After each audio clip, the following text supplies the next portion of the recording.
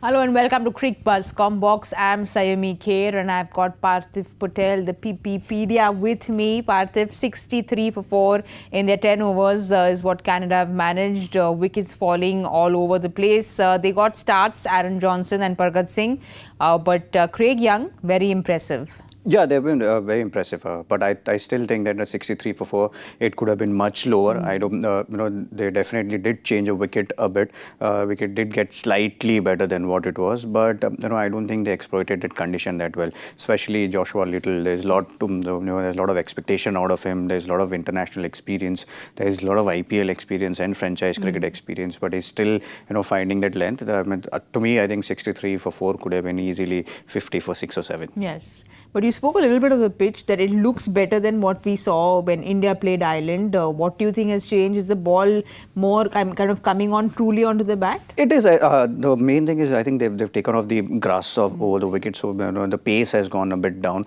So yes, there is definitely still a bit of a sea movement from the pitch, but batsmen are getting that time to adjust to it. So I think that's something which that's the kind of change which we can see. And as the game progresses, it'll get a little slower and it'll get even better to bat with. So as we said, 190 and 100 would come down to, now will come up to rather 130, 140 on this pitch.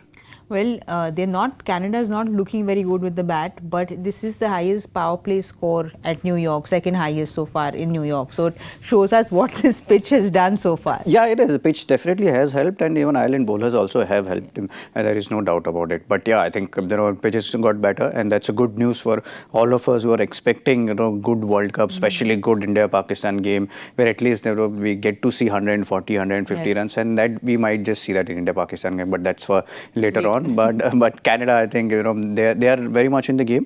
The only thing which they need to think about is they need to get the number of dot balls down. They played 30 dot balls so far, and especially on this kind of ground and this kind of pitch, you don't expect them to hit too many sixes. It'll be all about how you can rotate the strike, and it'll be, this World Cup will all about rotating the strike and not playing too many dot balls.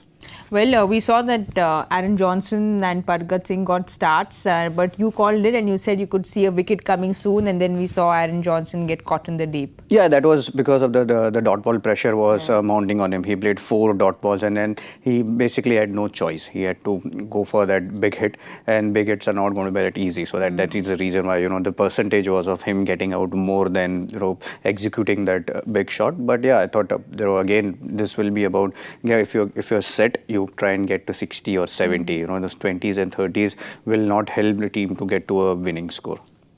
Well, for Ireland, Craig Young has been the pick of the bowlers. Delaney got a wicket as well. Mark Adair's got a wicket. Everyone looked impressive except for the big name, like you said. The big name, who is Joshua Little, has not been up to the mark today. Yeah, he's not been up to the mark. He's still trying to swing the ball up, and then hence he's not getting that right length and line either. There were a couple of boundaries which were easy, with fine leg being up in the circle. A couple of boundaries went off his legs, but yeah, when Craig Young didn't do anything. You just try and bowl in those areas, and that's what you want to do on this pitch, where there is still a bit of help. And Delaney got that gift, and it was first reaction was, oh, what a bad ball, and then he got a wicket. So yeah, I mean that's what happens on a pitch like this. It's a great example where there might be a 2-pace wicket, might be a invariable bounce. That's where you have to just keep it in stumps and bowl in right areas. We'll just have a look at who's to follow for Canada and what we can expect from Canada here on. They are 66 for 4 at this point. Do you think they'll be happy with if they get to 120? Yeah, that's what Junaid Siddiqui can bat. Saad bin Zafar is a captain who can bat a bit as well. So I mean that's something which they could keep in mind. But I think 150 would be too far to fetch. I think if they get to 130, I think they'll be quite happy from this position. Because a couple of wickets from here on, then you never know. They might just get bundled out for 100, which would I want, because my score is 94, which I'd given. Then you need 99, not 100. 100, yeah. Yeah, but yeah, that's exactly. I mean, they need a partnership. They need a partnership at least for another 5 overs, and then that will give them, the big hitters, a launching pad to play big shots.